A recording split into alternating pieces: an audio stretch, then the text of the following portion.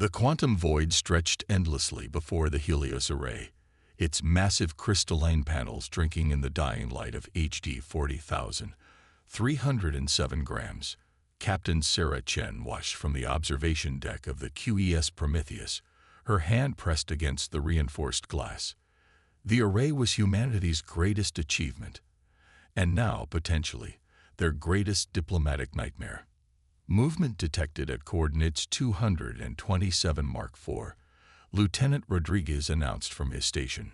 Multiple signatures emerging from quantum space. Sarah straightened her uniform, dark eyes fixed on the spot where space began to ripple. They'd been expecting this ever since first contact 3 weeks ago. The collective had made their position clear. All quantum collection operations were to cease immediately. The array's panels continued their work, each hexagonal crystal transforming waste quantum energy into usable power.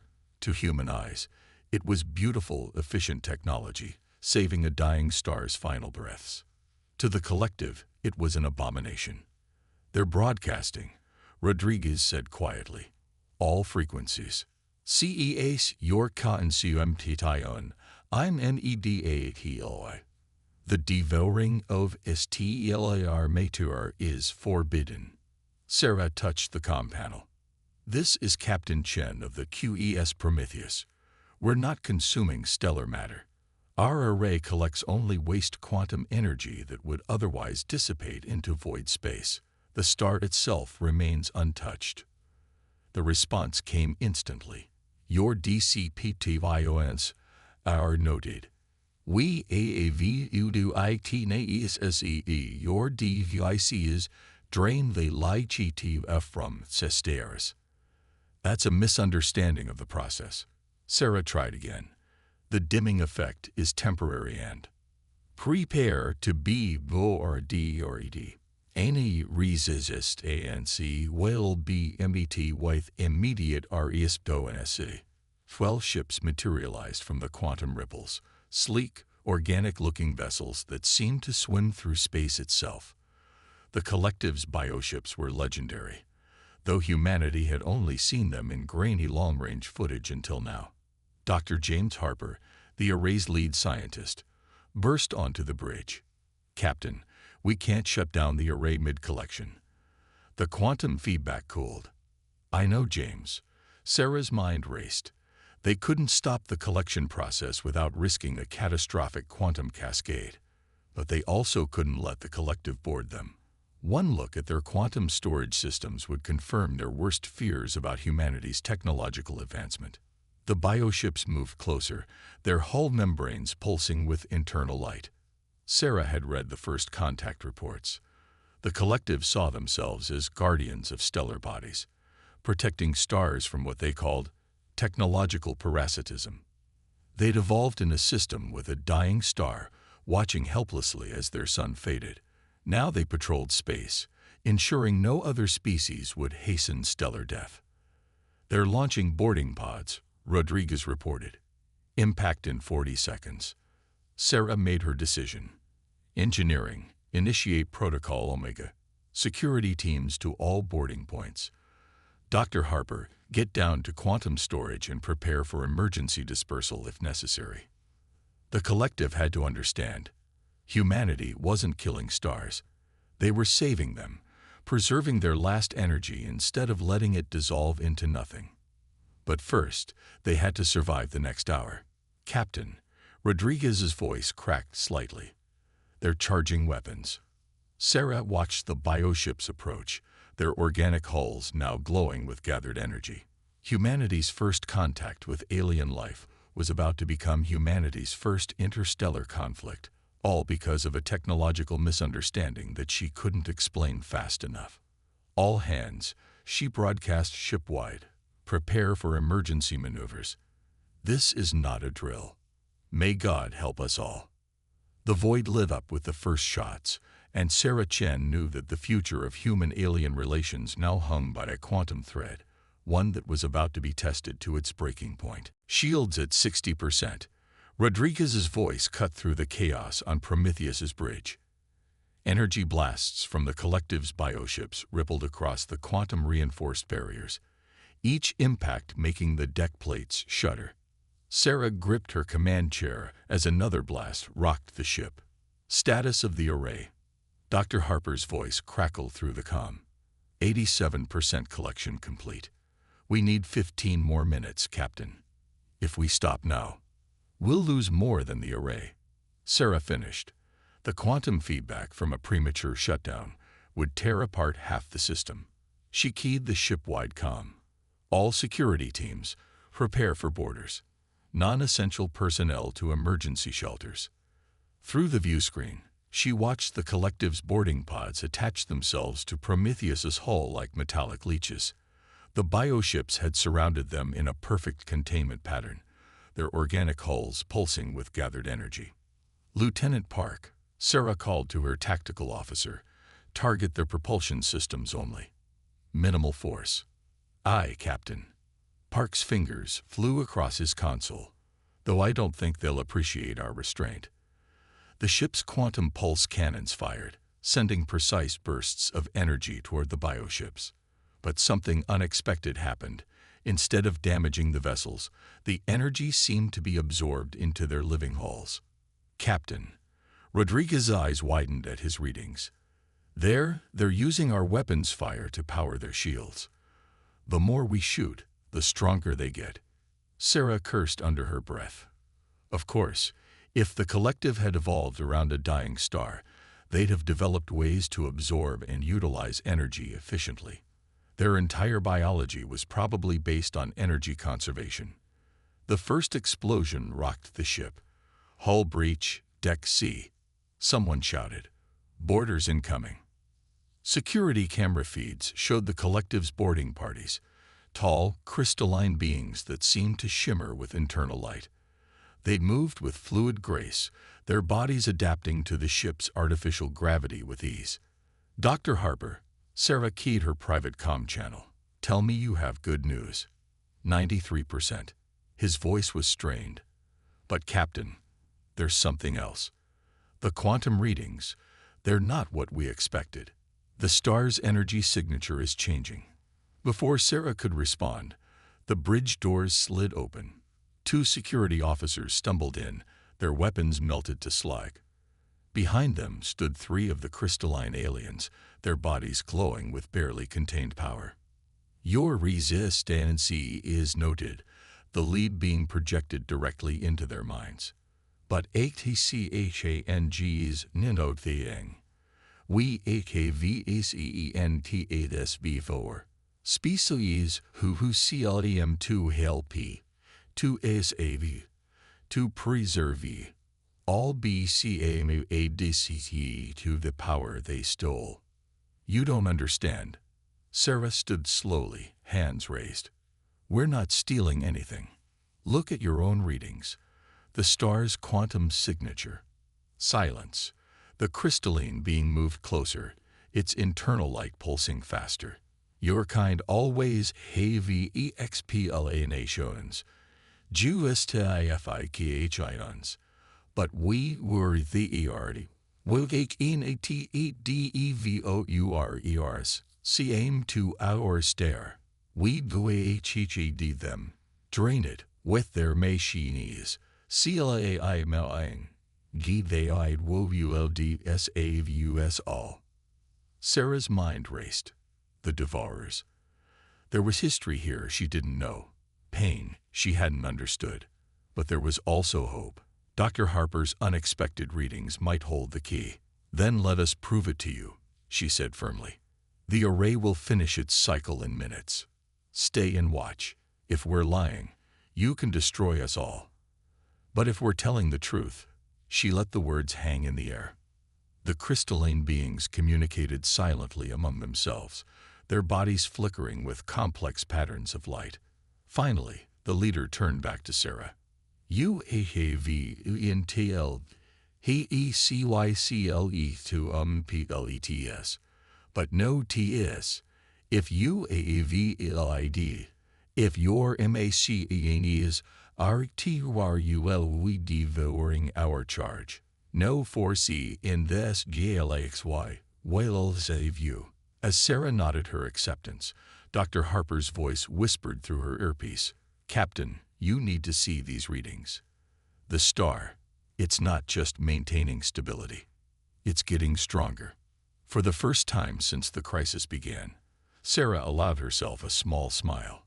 Sometimes, she thought, the best way to bridge an interstellar misunderstanding was to let the science speak for itself. Dr. Harper's hands flew across the quantum lab's controls, his eyes darting between multiple holographic displays. The crystalline beings watched his every move, their bodies pulsing with suspicious energy. On the main screen, HD 40,000, 307 grams' quantum signature continued its unexpected transformation. 98% complete, Harper announced, trying to keep his voice steady. "Captain, you need to see this. The star's core temperature is increasing." Sarah stepped closer to the displays, aware of the collective observers tracking her movement. The readings were clear. What had started as a standard collection cycle had become something entirely unprecedented. "Look at the quantum field harmonics," Harper pointed to one readout. "We're not just collecting the waste energy. The array's crystalline matrix is somehow resonating with the star's own frequency." "Explain," the lead collective being demanded, its internal light patterns shifting rapidly. Sarah looked at the alien delegation. "Dr. Harper believes our array isn't just collecting energy. It's stabilizing the star's quantum field.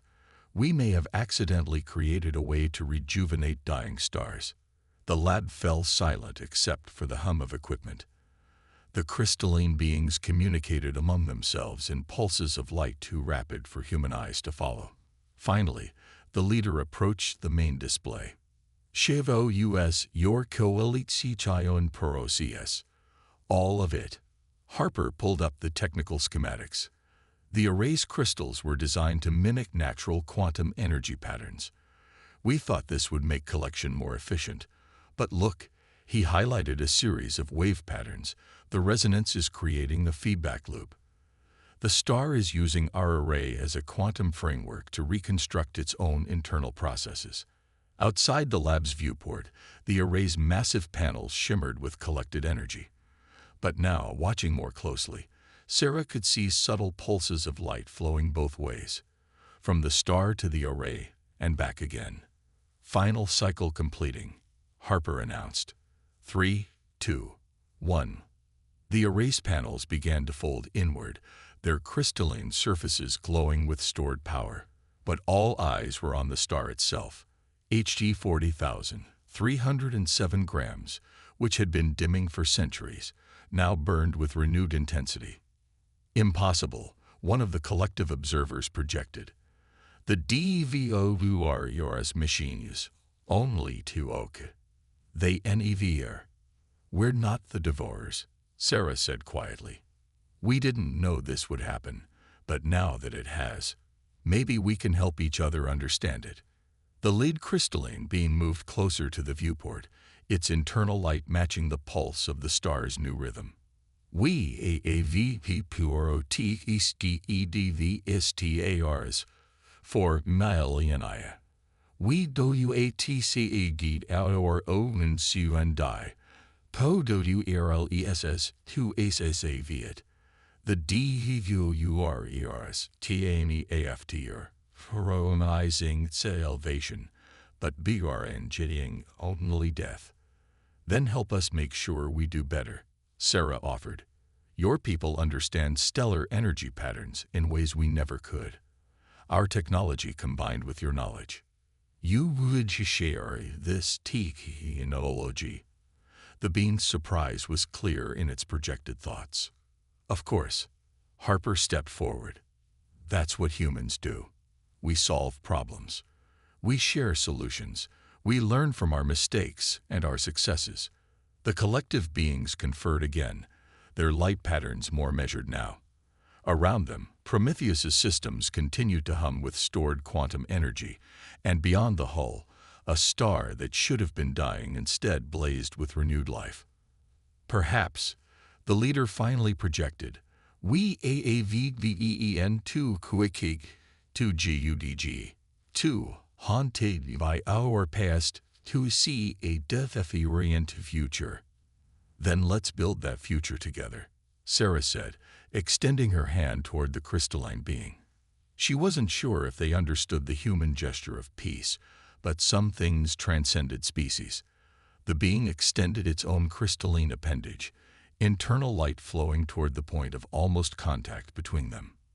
In that moment, surrounded by the quantum glow of a reborn star, humanity's first real step toward galactic cooperation began with a simple truth. Sometimes the greatest discoveries come not from what we plan to do, but from what we learn along the way. 3 months after the HD 40,307 grams incident, the quantum research station Helios 1 hummed with activity. Human scientists worked alongside collective observers, their combined knowledge transforming theoretical models into practical applications. Dr. Harper adjusted his holoprojector, presenting the latest data to a mixed audience of humans and crystalline beings. The quantum resonance effect is remarkably stable. We've successfully tested it on 3 more dying stars, each showing similar signs of rejuvenation. Sarah Chen, recently promoted to admiral following the first contact resolution, watched from the back of the room. The station's observation dome offered a clear view of the latest prototype array, its crystalline panels now incorporating collective biotechnology. The harmony patterns are stronger than PRDICTED, projected Meridian, the lead collective scientist. Their internal light pulsed in what Sarah had learned to recognize as excitement. Your artificial curious tales amplify the natural resonancy we use for communication. That's what makes this partnership so vital, Harper replied. We never would have understood the quantum harmonics without your insight. The original array worked by accident. Now we know why. A junior scientist burst into the room, her tablet displaying urgent readings. Admiral, Dr. Harper, you need to see this. The Arcturus test site is showing unprecedented activity. The holoprojector shifted to show real-time data from humanity's most ambitious project yet, an attempt to stabilize a star that had already begun its death spiral. The combined human collective team had deployed the new array design just days ago, hoping to at least slow the star's collapse. These readings can't be right, Harper muttered, but Meridian's light patterns intensified. They are QREST. The QUNTUM FRAMEDUORK is not just stabilizing the core, it is rebuilding it. Sarah stepped closer to the display. You mean we're not just preventing its death, we're reversing it? Yes. Meridian's crystalline form vibrated with barely contained energy. Your technology to your is the structure, while our understanding of stellar energy flows guides the AE process. Together, we are doing what neither of our species could do alone. The observation dome filled with more personnel as word spread. Humans and collective members stood side by side, watching the data stream in from Arcturus. A star that should have died was instead being reborn. The Galactic Council is going to have opinions about this, Sarah said quietly to Harper. The Council had been skeptical of human collective cooperation, too haunted by memories of the devourers to fully trust any species with star-altering technology. Let them come see for themselves, Harper replied. Like you said 3 months ago, sometimes you have to let the science speak for itself. Meridian moved to join their conversation, their crystalline form refracting the starlight from the dome above.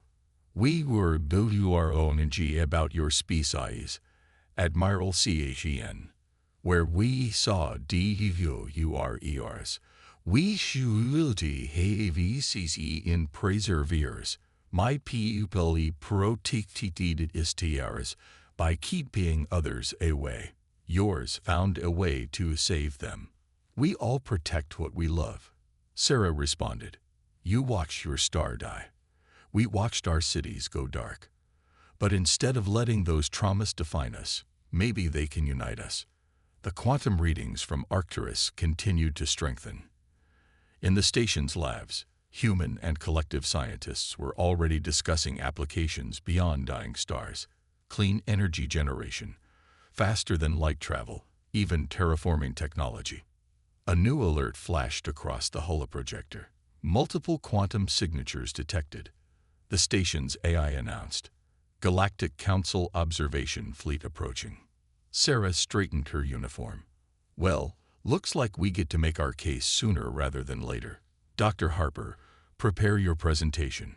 Meridian, would you be willing to speak to them with us? Of course, Admiral.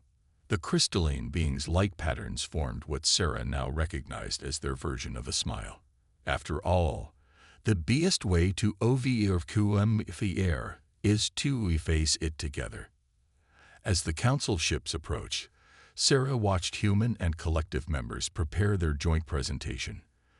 3 months ago, they had been on the brink of war. Now they were partners in an endeavor that could reshape the galaxy. Sometimes, she thought, the greatest discoveries weren't the technologies themselves, but the bridges they helped build between species. The Galactic Council chamber fell silent as the last images of the rejuvenated Arcturus star faded from the holographic display. Admiral Chen stood beside Meridian, their combined presentation complete. Around them, representatives from 100 species waited for the Council's response. High Counselor Vex, a being of pure energy contained within an ancient environmental suit, spoke first. In all our recorded history, no species has successfully reversed stellar decay. The Devourers claimed they could, but their technology only hastened destruction. With respect, Counselor, Sarah replied, we're not claiming anything. The data speaks for itself. The joint human collective team has successfully stabilized 4 dying stars, with Arcturus being the most dramatic example. Dr. Harper stepped forward, bringing up new readings. The quantum resonance effect is completely stable. We've combined human crystalline technology with collective energy harmonics to create something entirely new. And entire Eli safe, Meridian added, their light patterns precise and measured. My people were do our own G2 the air, human technology. Where we saw 3-8, we show ULDAVCE in O people or Tumaitui. The council chamber erupted in overlapping conversations. Some representatives showed clear signs of excitement, while others radiated skepticism. A delegation of silicon-based beings from the outer rim moved closer to examine the technical data. The implications go beyond saving stars, Harper continued. The quantum frameworks we've developed could revolutionize energy production across the galaxy. Clean, sustainable power for developing civilizations. The end to energy scarcity. Sarah watched the council members' reactions. Some were nodding, or their species equivalent. Others seemed troubled. Change was never easy, especially on a galactic scale. High Counselor Vex raised a hand for silence. Your achievements are impressive, but they raise serious questions. This technology could also be weaponized. In the wrong hands.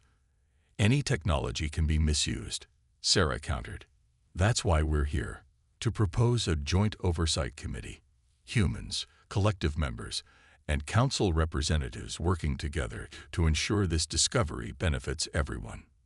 Meridian's crystalline form pulsed with emphatic light patterns. We were guardians of istieras. Now we can be their ears, but only if we work together. The council chamber's high ceiling showed the stars above. Countless points of light, each representing potential worlds, civilizations, futures. Sarah looked up at them, remembering how close they'd come to war just months ago. When we built our first array, she said quietly, we were just trying to keep our own lights on. We never imagined we'd discover a way to rekindle stars. But that's what exploration does. It shows us possibilities we never dreamed of. She turned back to the council. We're not asking for unrestricted use of this technology. We're asking for partnership. The collective taught us that understanding stellar energy isn't just about physics. It's about harmony. Maybe that's a lesson we can all learn from. Hours later, as the council's deliberations continued, Sarah stood with Harper and Meridian in the chamber's observation dome. Below them, Earth glowed blue and beautiful, while above, the stars beckoned. They will ajori, Meridian projected confidently. The EVIDNC is too compelling to ignore. And if they don't? Harper asked. Sarah smiled. Then we keep working, keep learning, keep proving that different species can do more together than they ever could alone. A small alert chimed. The council was reconvening. As they turned to head back, Sarah paused for one last look at the stars. Humanity had reached for them out of necessity, but in doing so, they'd found something far more valuable than energy. They'd found understanding. The chamber doors opened, and they stepped through together, human, crystalline being, and all the possibility their partnership represented. Above them, countless stars waited to be reborn, in a galaxy that was finally learning that the greatest power wasn't in taking or hoarding energy, but in sharing the light.